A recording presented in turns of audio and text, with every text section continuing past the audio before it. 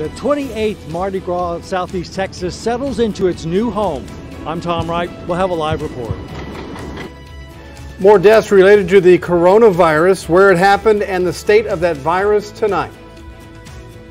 A dangerous stretch of I-10 could soon become a safer drive for Southeast Texans, along with other travelers. TxDOT's plans in Orange County and what it could mean for drivers in the interim.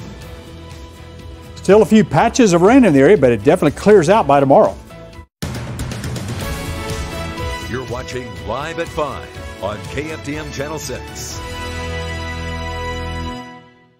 At 5, the gates are open for the Mardi Gras of Southeast Texas in downtown Beaumont. That is a kind of new ring to it, doesn't it? It does. Yeah, tonight the events will be featuring Zydeco and Cajun music, along with a parade and free gumbo while it lasts. KFDM's Tom Wright is there. Tom, you are all bundled up. Are you ready to laissez le bon temps rouler?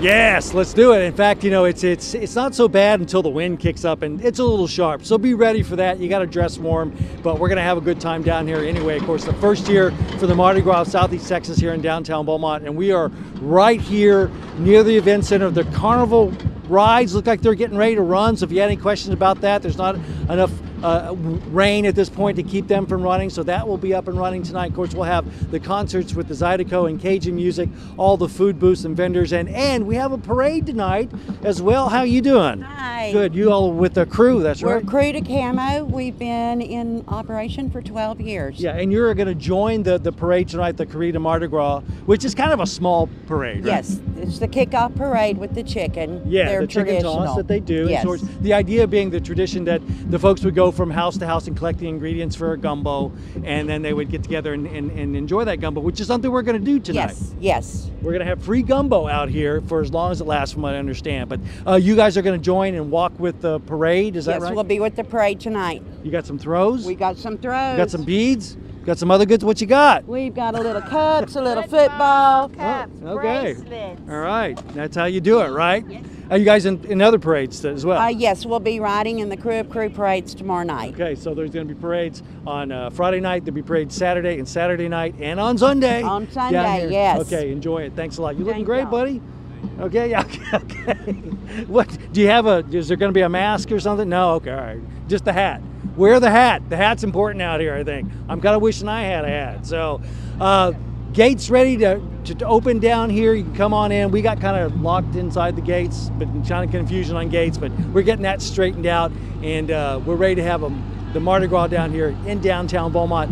We'll have the parade, the small parade. We'll have the gumbo. We'll have the chicken toss, and then they'll get the concerts going as well. So reporting from live in downtown Beaumont, I'm Tom Wright. Tom needs a fedora. So Mardi Gras is French for Fat Tuesday. Donned in purple, green, and gold, thousands of Southeast Texans are ready to celebrate Beaumont's first ever Mardi Gras. Here's a look at the history. Mardi Gras. A tradition that dates back to medieval Europe. But here in Southeast Texas, a tradition that begins anew this year by moving the festivities to Beaumont after years of dropping attendance in Port Arthur.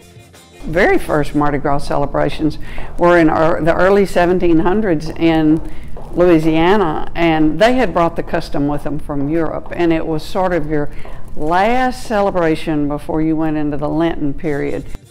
A tradition that remains more family-oriented than our neighbors to the east. I think that New Orleans has always been kind of an open city to do whatever you wanted to in, and so I think that probably they focused a little more on family celebrations.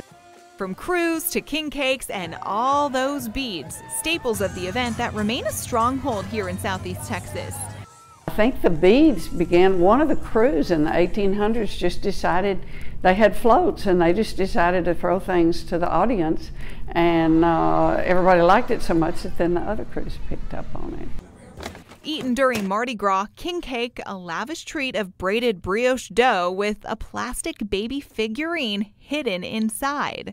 You get the baby in the king cake, that is the Christ child. And it means you have to buy the next cake too. An event that continues thanks to hundreds of volunteers and brings Southeast Texans together to celebrate. I really hope that this Mardi Gras, moving it to Beaumont, is a success, and that it it stays around in some form because it's a wonderful ancient celebration, and I think it should be carried on. And of course, you can't talk about the history of Mardi Gras without talking about floats and parades. Last weekend, dozens of floats were driven from Port Arthur to Beaumont, where they were parked near the port. Crews spent the week decorating, unpacking lots of beads, and of course, preparing for the big parades. So speaking of the big parade, there's one that kicks off tonight at 6. The golf cart and ATV parade is tomorrow night at 7. And the first big parade is the Valero Crew of Crews parade, also tomorrow night at 7. Go to KFDM.com and the Mardi Gras link at the top of the page for everything you need to know to have a great time. And the KFDM News team will be out there on Saturday night as well, so make sure you look for us. Well, it's certainly not the most desired weather for the opening of Mardi Gras, so the question is, will it improve over the next few days? We can only hope so, Greg. And it absolutely will. We're going to have a couple of things happen. The sun will be out tomorrow, which will help. It'll still be kind of chilly, but the winds, and Tom was talking about the wind, Right. that's going to relax a bunch tomorrow. Cutter. So, yeah, it's going to be much better for the parades tomorrow. Not so good tonight, though, quite honestly.